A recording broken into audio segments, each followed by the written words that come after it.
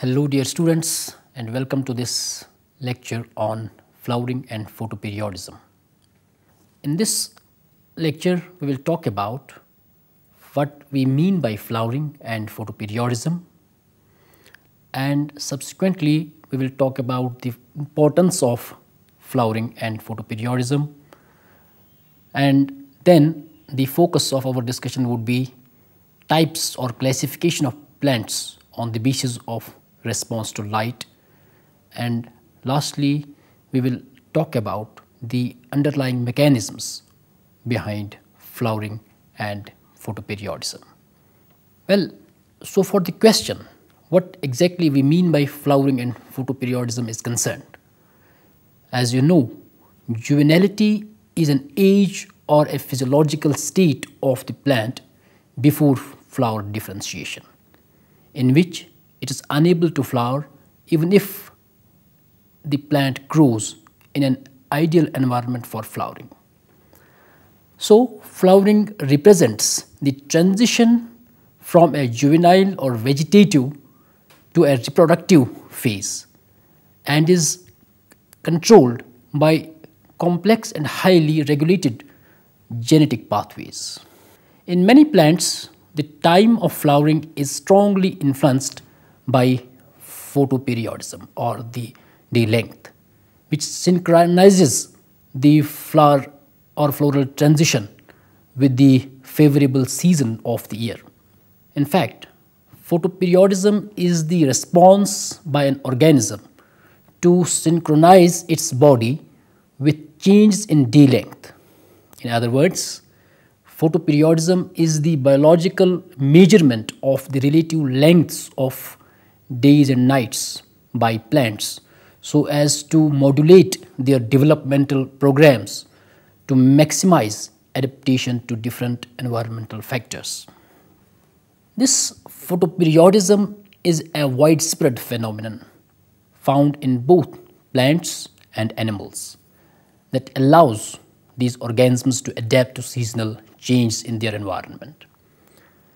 And evolution of endogenous mechanisms to sense the periodic change in environmental factors such as day length and temperature, as I said, results in the circadian clocks which allow plants to anticipate environmental fluctuations and tune their response accordingly.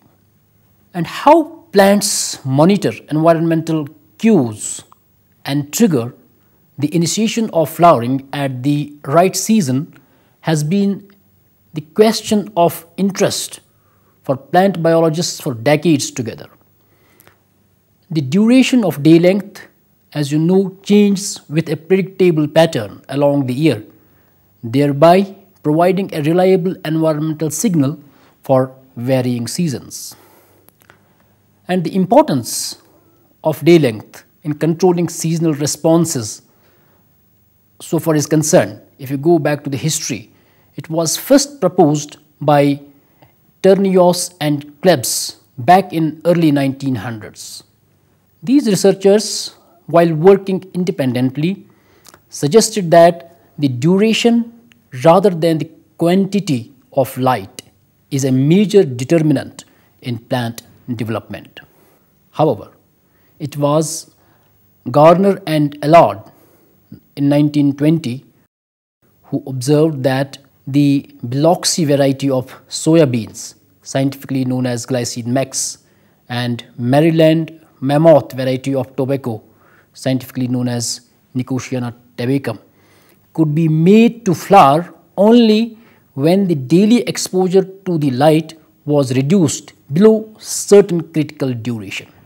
These scientists, while using controlled photoperiodic conditions, not only showed for the first time that day length can determine the time of flowering, but also proposed that flowering would only occur if the duration of the daily light period was sufficiently short. These scientists accordingly classified plants into three major photoperiodic groups as per their flowering response to day length. and their classification includes long day plants, short day plants and day neutral plants. So for the long day plants are concerned, in these plants flowering is promoted by daily periods of light longer than a critical day length. These plants in fact require usually 14 to 16 hours in a 24-hour cycle for subsequent flowering, and they are also known commonly as short night plants.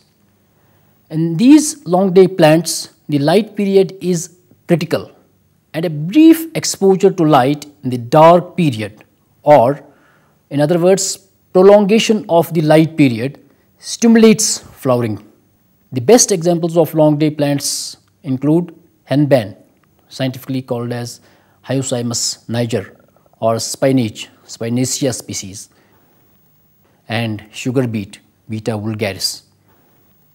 In contrast, so for the short day plants are concerned, these are the plants that accelerate flowering in response to day length below a critical threshold.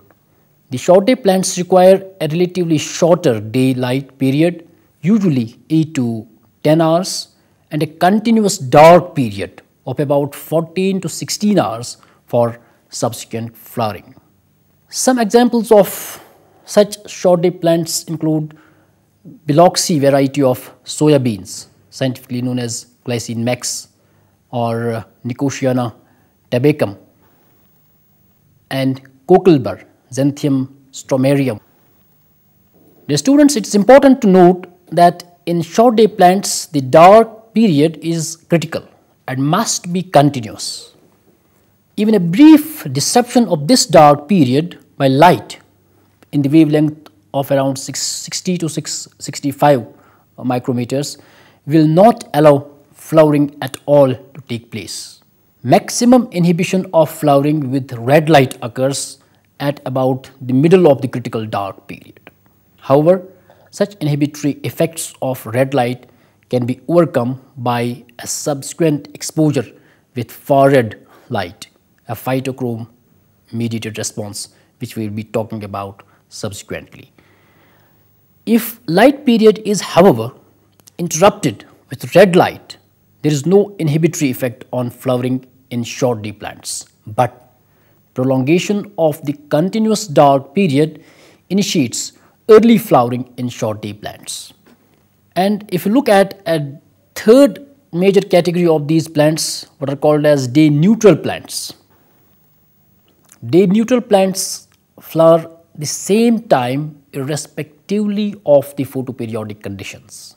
In other words, these plants flower in all photoperiods ranging from 5 hours to 24 hours, continuous exposure I mean. Some of the examples of these day neutral plants include tomato, Lycopersicon esculentum, what scientifically is called as, or sunflower, Helianthus anus, and of course cotton, Gossypium herbaceum, and so on. In addition to these major categories, recently some other categories have been included. They include, for example, long short day plants and short long day plants.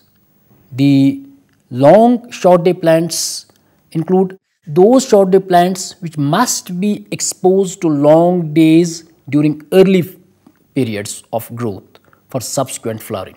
For example, Bryophyllum. While as the later category includes those long day plants which must be exposed to short day during early periods of growth for subsequent flowering. For example, wheat, triticum, or rye, what is called as sea kale. So dear students, according to these responses, some models have been developed, what are called as the models of photoperiodic response. There are two classical models. One is called as the hourglass model, and this hourglass model is one of the first and simplest models proposed to explain the photoperiodic response of plants on the basis of behavior of phytochrome, which exists in two forms, PR and PFR. According to this model, gradual accumulation of a substance is required to trigger a physiological response, and the amount of this chemical can increase up to a threshold level only in photoperiodic inductive conditions. However, during the night, the PFR form of the phytochrome converts back to the PR. You must know during the day, PR converts to PFR, and PR is a form which is needed for the release of the flowering signal, that means phloriston, which is commonly called as. For instance, let me tell you, the cucumber needs 8.5 hours of darkness for conversion of all its PFR present at sunset into PR and carry out the subsequent reactions, leading ultimately to the release of the flowering signal or phloriston. If this process is somehow interrupted by a flash of 660 nanometer light, the PR is immediately reconverted to PFR and the night's work is almost undone. But a subsequent exposure to far red, that means 730 nanometer light, this converts the pigment back to PR form, and the steps which will lead to the release of phloriston, a flowering hormone, as you know. One important point you also must note is that exposure to intense far red light at the beginning of the night sets the clock ahead about 2 hours or so by eliminating the need for the spontaneous conversion of PFR to PR. Hence, in the case of photoperiodic flowering, increasing the length of darkness should either promote in short day plants or inhibit, in long day plants, the accumulation of a product that ultimately results in the flowering induction. According to the hourglass model, once threshold duration is reached, further increments should have no consequences on flowering. However, the analysis of the floral responses of many plant species to cycles of 8 hours of light and increasing hours of darkness provides strong evidence for the involvement of a circadian system in the measurement of the photoperiodic time. In contrast to the predictions of the hourglass model, the floral response fluctuates rhythmically under these conditions, and a maximum response is achieved every time the total length is 24 hours or a multiple of it, whereas at intermediate cycle lengths the response is much lower. In other words, understand it this way: it would be the presence or absence of the light at specific times of the day rather than the duration of the periods of the light or darkness that's important for photoperiodic responses. You mean the effect on flowering of night breaks is consistent with this view as well. Pulses of light during the night period can effectively prevent flowering in short day plants, and this floral response follows, as I said earlier, the circadian rhythms. So the problem with the hourglass model is that it fails to account for the fact that nighttime exposure to red light works even after 2 hours of darkness when all the PFR has already been converted to PR. Let me tell you that recent works support therefore an alternative model called as circadian clock model. So for this circadian clock model is concerned, it was postulated by Bunning way back in 1936, who proposed that the mechanism controlling daily movements in leaves or petals, subsequently named the what we call as circadian clocks, was also the basis of the photoperiodic time measurement. Most of the recent works conducted on the long day model plants such as Arabidopsis especially support this model of photoperiodism. And this recent work suggests that the photoperiodic response is governed mainly by interaction of daylight with innate circadian rhythms of the plant. Day length measurements depend on the ability of the plants to detect light and the existence of a time-keeping mechanism referred to as the circadian clock, which generates the rhythm with a period close to 24 hours and is responsive to light only at a particular phase of the cycle. Let me tell you that light is perceived by photoreceptors and represents the main input pathway to the biological clock, and that's why the pace of the clock is reset by light every day, allowing the progressive adjustments of the clock to the time of dawn or dusk, so that the mechanism of the oscillator remains synchronized with the external cycles of the light and darkness. Dear students, the control of flowering by day length is a determinant of seasonal pattern of flowering and is a process regulated by one or more of different output branches of a circadian clock. To measure day lengths and achieve this photoperiodic regulation, the core oscillator in molecular terms is said to determine the daily rhythms in output genes, and these can set the light sensitive phase for triggering the floral transition when plants are exposed to appropriate photoperiodic conditions. One of the important things you need to understand in this discussion is how light perception, photoperiodic stimulus and floral hormone generation are linked. It's well established that the photoperiodic stimulus is perceived by leaves, resulting in the production of a floral hormone which is translocated to the apical tip of the plant to initiate floral primordial response. This can be demonstrated by a simple experiment which you can also do, for example, on cocklebur, Xanthemum pensylvaticum, which is a short day plant. The plant will not flower, or you can say in other words, this short day plant will flower if it has been previously kept under the short day conditions. If the plant is however defoliated and then kept under short day conditions, it will not flower. So, if a cocklebur plant, whether defoliated or not, is kept under long day conditions, it will not flower. But if even only one of its leaves is exposed to short day conditions and the rest are under long day conditions, flowering will still take place. Since photoperiod is measured in the leaves but the flowering response is evoked in the distal meristems, the existence of a mobile signal termed as the florigen was postulated long back. And despite the unequivocal evidence for existence of a floral hormone like florigen, its understanding, in terms of nature and composition, has been by and large elusive hitherto.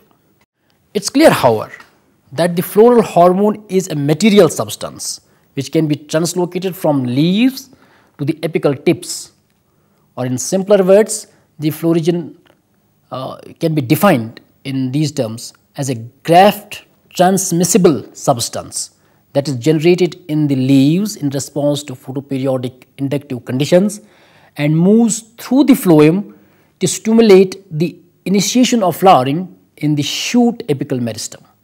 Dear students, apart from all this discussion, very important for you is to understand the role of phytochrome. Plants have evolved an array of photoreceptors to detect light over a large range of fluences or fluence rates and wavelengths, including the phytochrome, which absorbs in the red and far red region of the spectrum. Phytochrome is ubiquitous in plants and has been isolated and purified as well. The quality of light is, however, very important in causing the appropriate photoperiodic response. If you can look at this situation, in other words, it has been seen that a brief exposure with red light during the critical dark period inhibits flowering in short day plants, and this inhibitory effect can be reversed by subsequent exposure with far-red light. Likewise, prolongation of the critical day period or interruption of the dark period stimulates flowering in long day plants. What does this indicate? This indicates that there should be a pigment responsible for this that absorbs red light. In other words, the pigment which should be in color blue-green. This pigment is basically the mechanism capable of recognizing changes in day length, and this is what is called as phytochrome. As I said earlier as well, phytochrome exists in two versions or forms which are interconvertible: PR, that absorbs red light, and PFR, which absorbs far red light. In the short day plants, PFR is converted during darkness to PR, which builds up and stimulates the phloriston to cause flowering. In contrast, in the long day plants, PR is converted into PFR during sunlight, which stimulates phloriston and causes flowering. In addition to the appropriate photoperiodic requirements, certain plants need a low temperature treatment during their earlier stages of the history, for subsequent flowering as well. This low temperature exposure for inducing flowering is called as vernalization, which was reported first by Kippard way back in 1857, but was termed as vernalization by Lysenko in 1928. Due to vernalization, the vegetative period of the plant is reduced to induce early flowering. Let me tell you that the cold stimulus in fact is perceived mainly by the apical meristem, though other parts of the plants are also reported to receive the stimulus, but it is believed that the cold stimulus results in formation of a floral hormone which is called as vernalin, which is in fact yet to be purified and characterized and isolated completely. But the important conditions that you require for vernalization, they include age and stage of the plant, appropriate low temperature, then duration of the exposure, oxygen, water, and so on. So with this, dear students, let me conclude with a note that flowering and photoperiodism is an interesting phenomenon in which a range of conditions, especially the hormones like phloriston, duration and the quantity of day length, and then the role of the phytochrome is for you very important to understand. And at the end of this lecture, I believe that you should be now able to easily define what you mean by flowering and photoperiodism, what exactly you mean by long day, short day, and the day neutral plants, and what are the other categories of plants on this basis of response, and then what exactly are the mechanisms lying behind the flowering and photoperiodism process. And finally, the role of phytochrome for you is very important to understand. So with this, I take your leave now until we meet in next lecture. Till then, goodbye.